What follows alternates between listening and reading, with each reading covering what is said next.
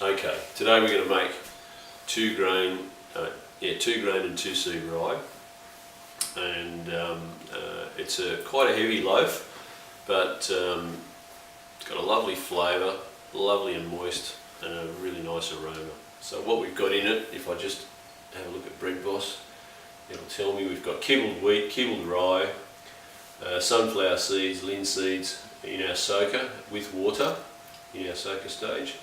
And then in the final dough, we've got the sourdough, the soaker, 20% baker's flour, so 80% is made up of rye meal, and the soaker. We've got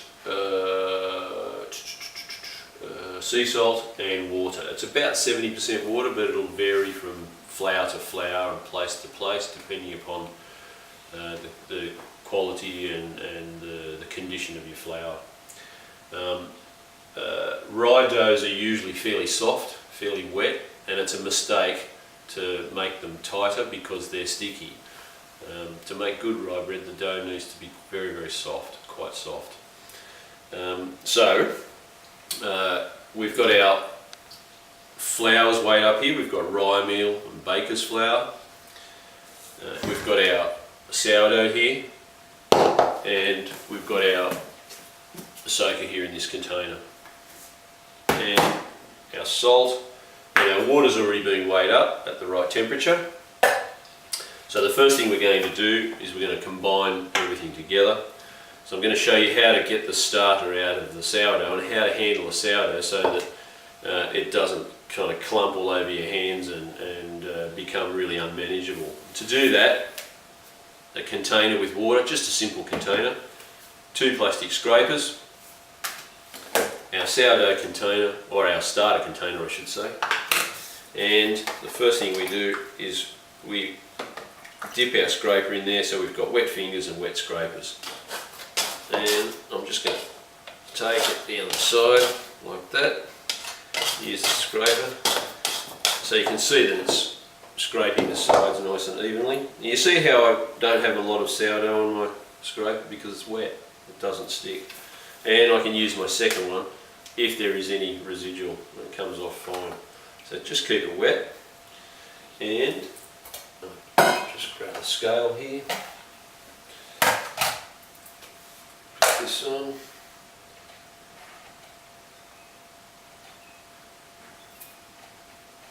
tear it.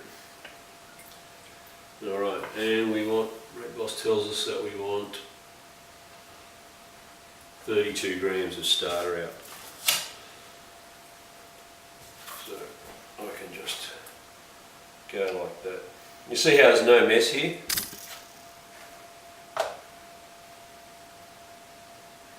Perfect, there's 32.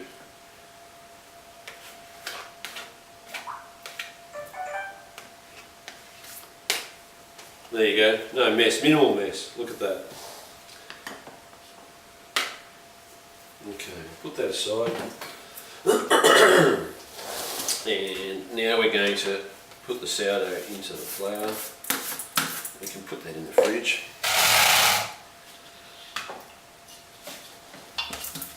So I'm going to turn it up with a wet scraper. Scrape it in.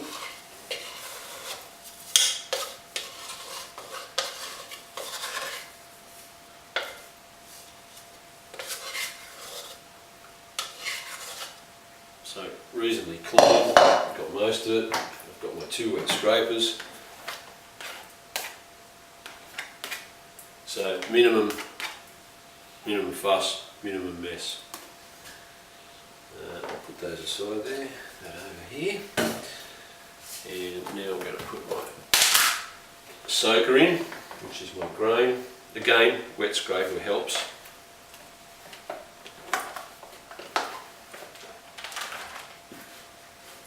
Seeds, grain.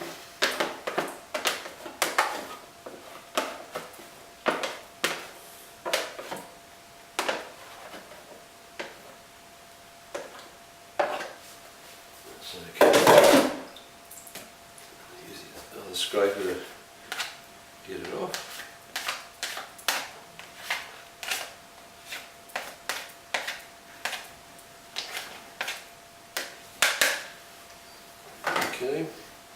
So we've combined those, and because we've got a minimum amount of baker's flour, it's okay to add the salt at this point.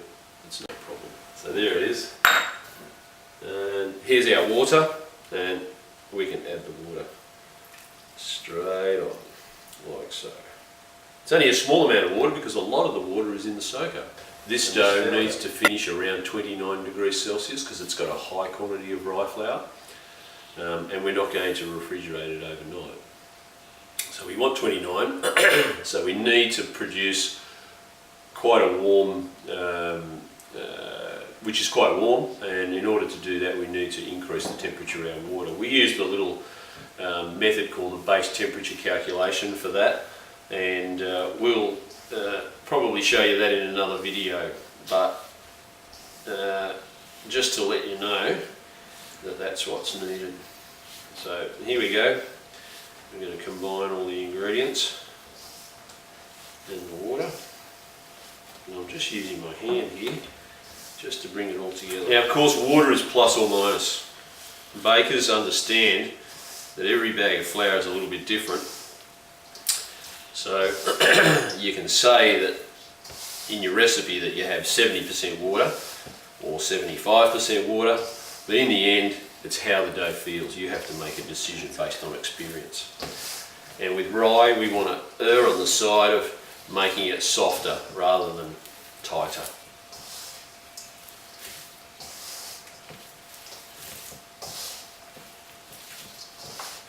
Okay, I already feel that this is going to need a bit more water. Yes, it's quite sticky because of the insoluble fibres that are in the linseed, and that rye flour has a tendency to have as well. The pentosands tends to make it sticky, so we're going to, even though it's sticky, we're going to make sure that it's got enough water. You can see this dough is really quite tight. I'm just going to add a little bit more water at the temperature that we want.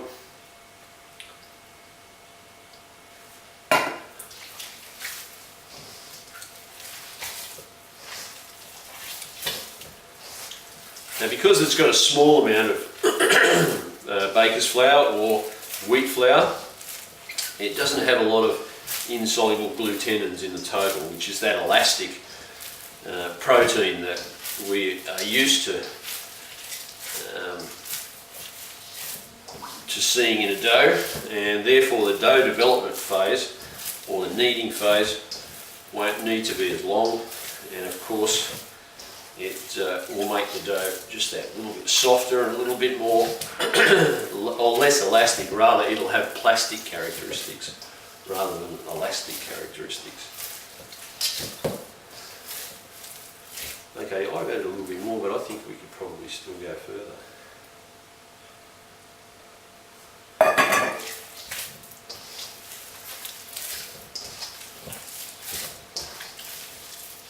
That feels a bit better.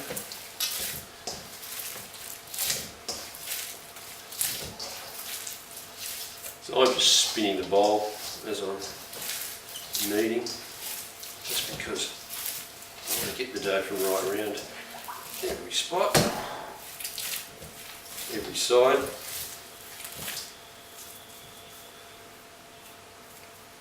Okay, I'd even add a little bit more. Oops. Put those in the dough.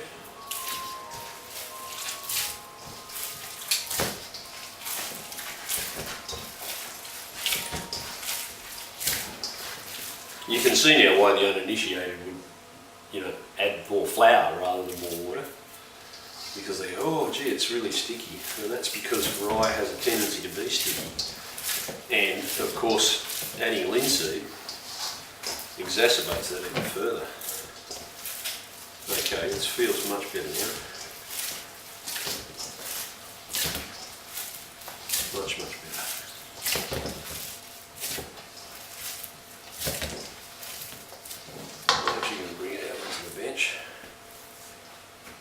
With my wet scraper.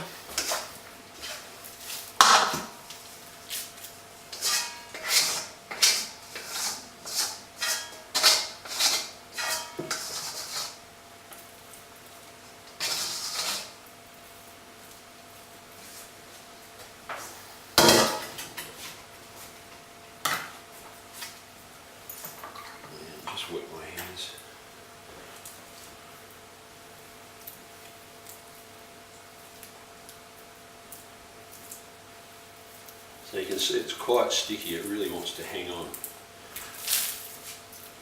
Oop.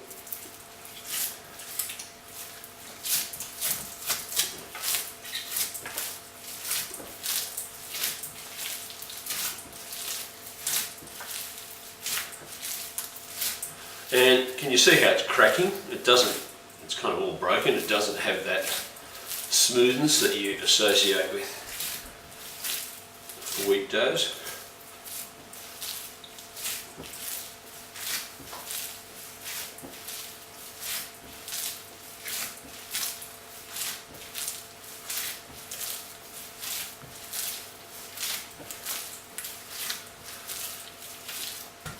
So when you're making any bread dough, the first stage of mixing is combining and distributing your ingredients. And the second stage is dough development or gluten development.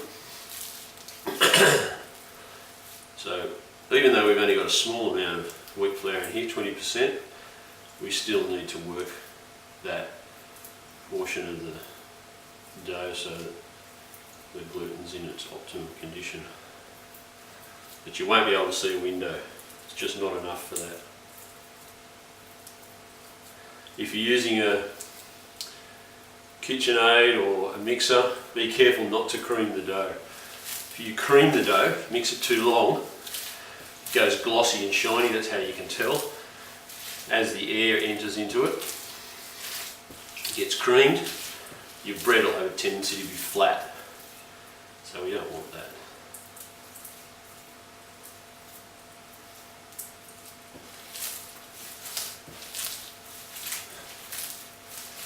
Okay, I'd say that'd be just about right. Bring it together.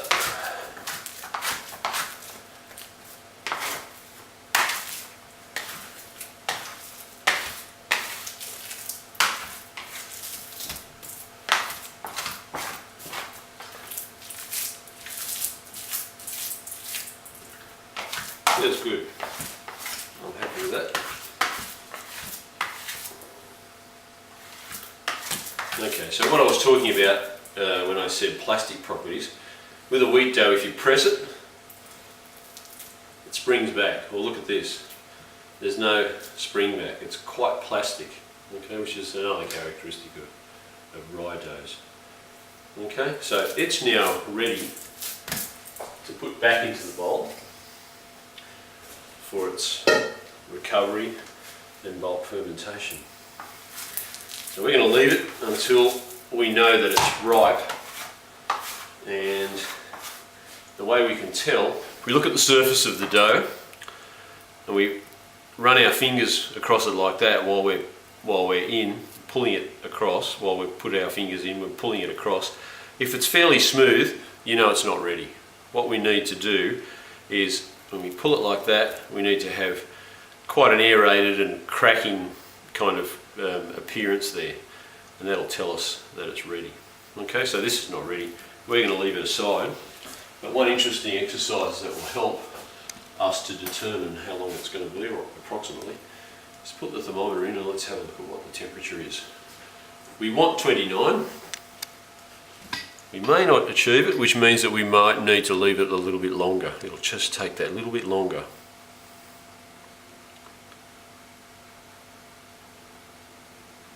Okay, so it looks to me like it's going to be about 21, 22. So what we'll do is we'll cover it, we'll put it aside somewhere fairly warm. So it's not losing any heat, but it's gaining a little bit of heat, and that'll help. That'll probably shorten the time a little bit for us. Okay, so we're going to determine if it's okay. So I'm going to give it the pull test, and it looks okay, like we're ready to go.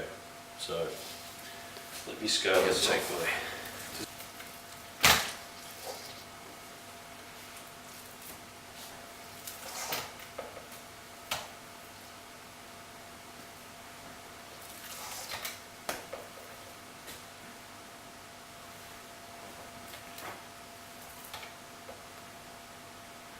Okay, so all I've done is I've zeroed the scales, and now I'm just taking out what I need.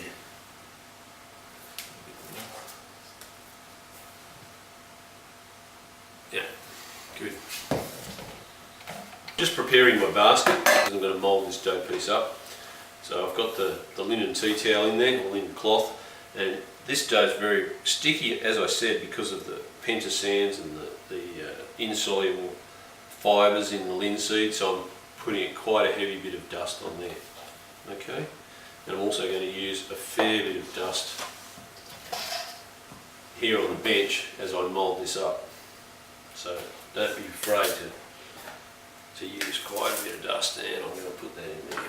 Alright, so a little bit of flour on that, a little bit of flour on my hands, and now I need to round it up. So I'm gently rounding it. If I push too much, I'm going to deform it, see? So I need to gently round it, gently in the flour. Gently, making sure that my hand stays dry. Gently, gently, like that. If I roll it over, you can see the seam there. So I'm going to just press with the heel of my hand, so I've got the bulk either side. I'm going to lift the bottom up to the middle, and then mould the top down like so. So now I've got a smooth top surface, and you can see my seam. Now I'm just going to roll it in the flour now. And I want plenty of flour on the bottom because I don't want it to stick to the tea towel. And of course, that nice covering of flour on the top, because we want that cracked, crazed, contrasting appearance which is characteristic of this bread. So now I put it seam down into the basket. And if you look, it's quite a bit shorter than the basket. And that's because this dough, it'll have a tendency to fill those sides, and it'll be much easier to handle and manage if we make it like that. If we made it the full length of the basket, it'll be much more difficult to manage, and it'll have a tendency to deform as we take it out of the basket and put it onto the peel. Okay, so now we're going to bake off these two guys. As you can see, they've cracked and grown, and it looks quite beautiful. Hopefully we'll get a good effect once it gets baked. Now there's a lot of flour underneath it, so I probably don't need to put anything on the peel, but I like to err on the side of caution because I've had times where I put stuff on the peel and it goes terrible in the oven when I go to shake it off. So I'll just put a little bit there just to be certain. Okay, and this is the hard part. It's the first time I've done this, so let's hope it works.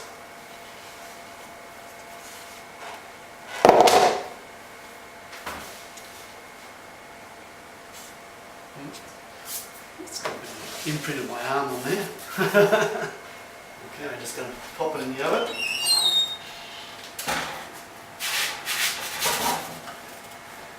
And we're going to put our steam going. So you want a bit of steam, but you don't.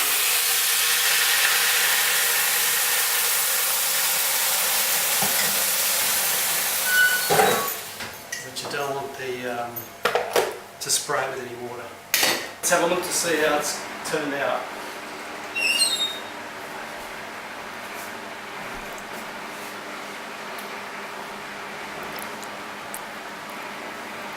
Look at that, beautiful. I'll put it just here. Smells yummy too.